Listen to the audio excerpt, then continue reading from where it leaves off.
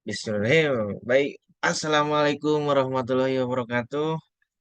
Selamat malam, yang terhormat Bapak Dr. Sugielo Wiono, SH MPD selaku pengampu mata kuliah Pendidikan Hukum Masyarakat dan teman-teman lainnya yang berbahagia. Marilah kita panjatkan puji sinarang syukur kehadirat Allah Subhanahu wa taala karena telah memberikan rahmat sehingga kita dapat melakukan presentasi di Zoom meeting ini.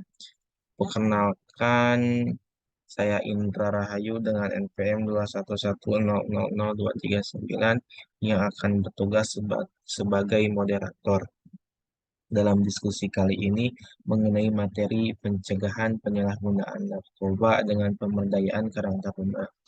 Ada Adapun anggota kelompok kami terdiri dari Saudara Agung Muhammad Ka'bah Budiman dengan NPM 211000245 dan ada Nicholas Ruben Nababan 211000208.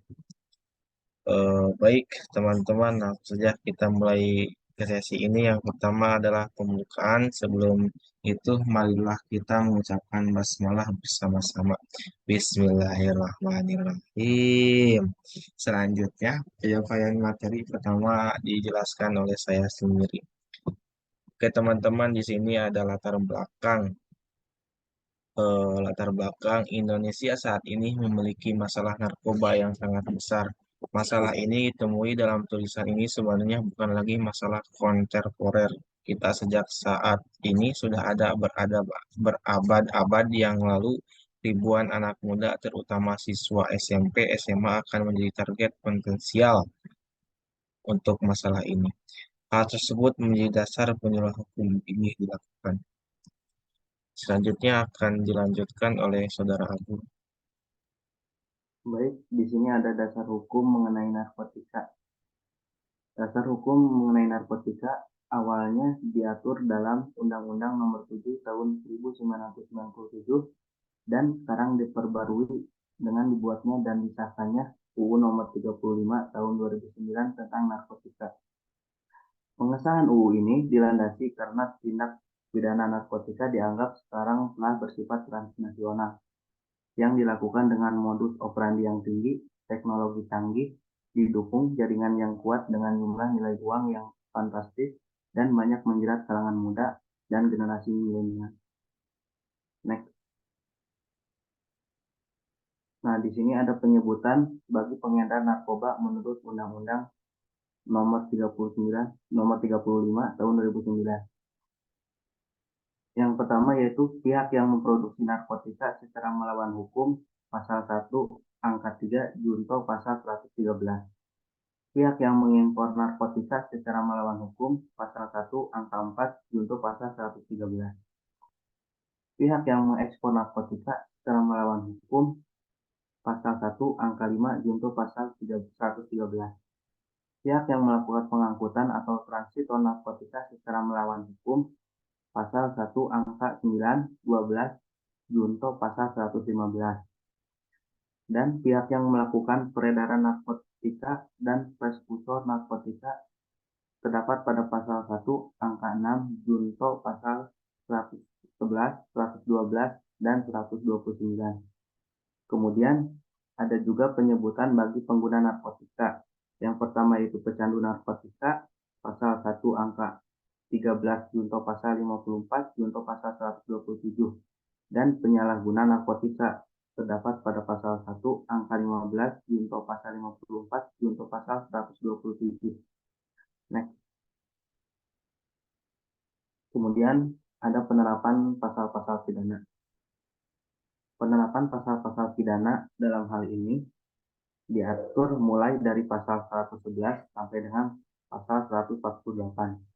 Kurang lebih ada 37 pasal yang mengatur sanksi-sanksi pidana ini.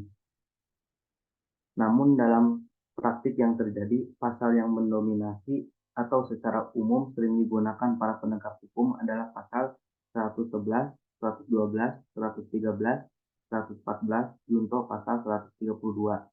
Dan pasal yang jarang dikenakan adalah pasal 127, yaitu Setiap penyalahguna A. Narkotika golongan 1 bagi diri sendiri dipidana dengan pidana penjara paling lama 4 tahun.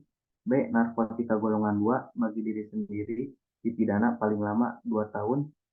Dan narkotika golongan 3 bagi diri sendiri dipidana dengan pidana penjara paling lama 1 tahun. Pasal 2, ayat 2, dalam memutus perkara sebagaimana dimaksud pada ayat 1, hakim wajib memperhatikan ketentuan sebagaimana dimaksud dalam pasal 54, pasal 55, dan pasal 103. Ayat 3, dalam hal penyalahguna, sebagaimana dimaksud pada ayat 1, dapat dibuktikan atau terbukti sebagai korban penyalahguna narkotika, penyalahguna tersebut wajib menjalani rehabilitasi medis dan rehabilitasi sosial. Ini akan dilanjutkan oleh Nicole.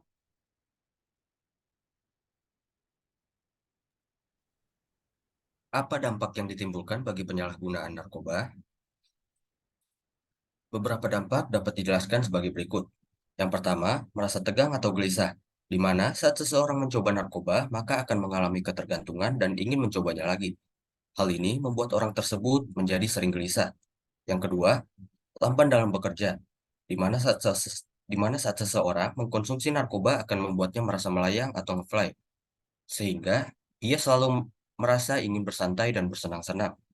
Hal itu dapat mempengaruhi kinerjanya dalam bekerja ataupun dalam melakukan sesuatu. Yang ketiga, perasaan tidak aman yang muncul akibat kecemasan dan kekhawatiran karena mengetahui jika narkoba sebenarnya tidak boleh disalahgunakan. Resiko karena pelanggaran hukum juga akan menambah perasaan tidak aman bagi penggunanya. Ketakutan nantinya tidak bisa menggunakan ketika butuh, ketakutan mengalami dampak yang semakin buruk dari hari ke hari, dan lain sebagainya. Yang keempat, sulit berkonsentrasi. Perasaan kesal dan tertekan, di mana meskipun narkoba memberikan ketenangan dan perasaan melayang, hal itu hanya berlaku sesaat setelah penggunaan. Setelahnya, atau ketika pengaruhnya hampir habis, pengguna akan kehilangan ketenangan tersebut. Kesulitan berkonsentrasi dan perasaan sedih akan mulai muncul. Yang kelima, gangguan kesehatan mental sebagai dampak negatif dari penggunaan narkoba jangka panjang. Hal ini disebabkan kandungan di narkoba yang bisa memicu gangguan di otak, baik dalam sistem saraf maupun fungsi otak. Hal ini dapat mengakibatkan otak mendapatkan pesan abnormal melalui jaringan. Bila syarat ini berlangsung, terdapat beberapa gangguan kesehatan mental yang kerap dialami oleh pengguna narkoba, mulai dari paranoid, depresi, gangguan kecemasan, gangguan panik, serta juga halusinasi. Apa saja upaya pencegahan yang dapat dilakukan? Ada 3 tingkat intervensi yang dapat dilakukan dalam menanggulangi masalah penyalahgunaan narkoba, yaitu yang pertama, primer. Sebelum penyalahgunaan terjadi atau disebut sebagai fungsi preventif, biasanya dalam bentuk pendidikan, penyebaran informasi mengenai bahaya narkoba, pendekatan melalui keluarga, dan lain-lain. Instansi pemerintah seperti seperti halnya BKKBN lebih banyak berperan pada tahap intervensi ini. Dalam menjalankan fungsi ini, upaya yang harus dilakukan oleh pemerintah meliputi melakukan sosialisasi secara berkala, pendirian lembaga-lembaga pengawasan, membentuk aturan perundang-undangan dalam berbagai bentuk, dan bahkan menjalin kerjasama internasional baik bilateral, regional, maupun multilateral. Selain itu, kegiatan yang dapat dilakukan seputar pemberian informasi melalui berbagai bentuk materi, komunikasi, informasi, dan edukasi yang ditujukan kepada remaja langsung dan keluarga. Yang kedua, sekunder. Pada saat penggunaan sudah terjadi dan diperlukan upaya penyembuhan. Fase ini meliputi yang pertama, fase penerimaan awal antara 1 sampai 3 hari dengan melakukan pemeriksaan fisik dan mental. Yang kedua, fase detoksifikasi dan terapi komplikasi medis antara 1 sampai 3 minggu untuk melakukan pengurangan ketergantungan bahan-bahan adiktif secara bertahap. Yang ketiga, tertier, yaitu upaya untuk merehabilitasi mereka yang sudah memakai dan dalam proses penyembuhan. Tahap ini biasanya terdiri atas 1. Fase stabilisasi antara 3 sampai 12 bulan untuk mempersiapkan pengguna kembali ke masyarakat. 2. Fase sosialisasi dalam masyarakat agar mantan penyalahguna narkoba mampu mengembangkan kehidupan yang bermakna di masyarakat. Tahap ini biasanya berupa kegiatan konseling, membuat kelompok-kelompok dukungan, mengembangkan kegiatan alternatif, dan lain-lain. Next.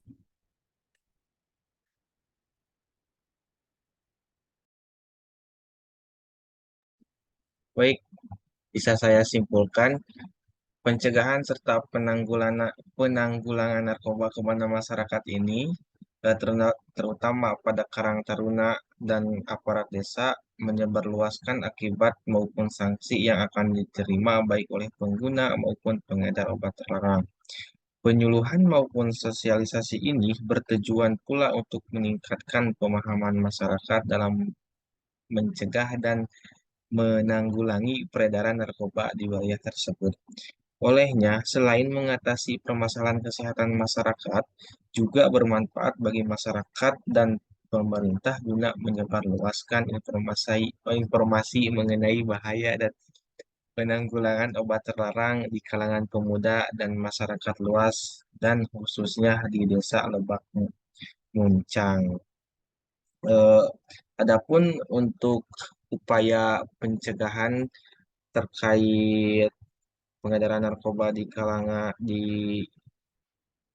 terkait pencegahan penyalahgunaan narkoba dengan pemberdayaan Karang Taruna ini, saya bisa mengupayakan seperti ini. Salah satunya upaya yang harus dilakukan oleh Karang Taruna ialah mengadakan kegiatan pengabdian kepada masyarakat dengan menerapkan berbagai program-program seperti memberikan pengetahuan mengenai bahaya narkoba dan melakukan penyuluhan tentang akibat hukum yang ditimbulkannya dan pencegahan serta penanggulangan penyalahgunaan narkoba. Kegiatan ini sebagai bagian dari upaya pencegahan dan penanggulangan narkoba di selanjutnya.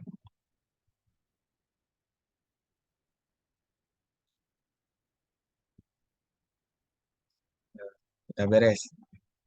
Demikian beberapa hal yang bisa saya sampaikan pada kesempatan hari ini. Saya mohon maaf sebesar-besarnya apabila ada tutur kata maupun tindakan ya yang